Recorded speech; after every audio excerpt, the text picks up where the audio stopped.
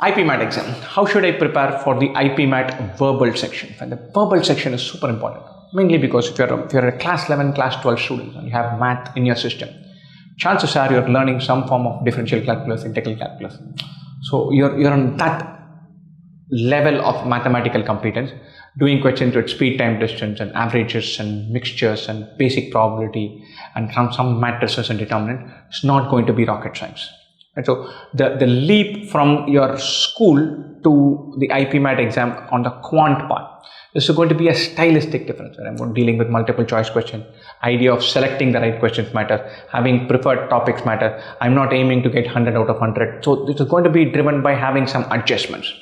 But your verbal section, where you need to have a little bit of vocabulary comfort, a little bit of giant amount of reading comfort, being able to read through a passage, sift through the nuance, and answer questions which are objective, but which involve a deep understanding of the passage and some comfort with the English language. That's going to be tricky. So those of you who are keen on IPMAT, make sure that you read plenty. Read lots of newspapers, magazines, blogs, articles. I know you will have a tight schedule because you're in your class 12. You'll have your physics and chemistry or accounts and commerce to any which way combat, but definitely carve out some time to read. That should be your relaxation bit. You can't go and play extensively. You can't go and travel. You can't say, I'll go and meet friends now, thanks to the pandemic.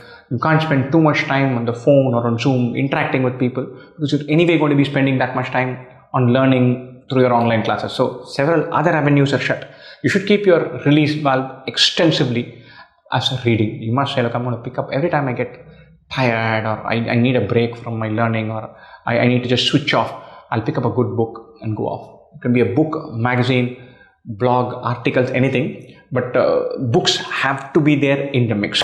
So if you're preparing for IPMAT, if you're saying, look, I need to take the verbal seriously, you've got to build a reading habit and quite diligently and for a medium term. At least for 3-4 months, you must build that habit in order to get super comfortable with reading and digesting ideas and facts. That is going to be the elephant in the room. Chances are there are going to be quite a few IPMAT competents or students, aspirants who are going to be comfortable with quant. We're going to find the math to be reasonably straightforward. In that case, the differentiating factor could very well be how much you score in the verbal section.